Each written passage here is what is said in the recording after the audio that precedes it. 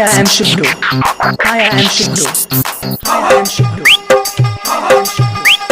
তারা দোরাসটা গাছ কাটে দি রস খাইয়ে যা পরানে তো কত কিছুই চায় পরানে চালেই কি আর খাওয়া যায় শালার ই তোর বদমাইশকে জ্বালাই রাস্তাঘাটে চলার কায়দা নেই আগে শুনেছি পেঁয়াজ রসুন আলু মরিচ 80টা মাল ছিল এখন শুনতেছি মেয়েরা নাকি মাল হয়েছে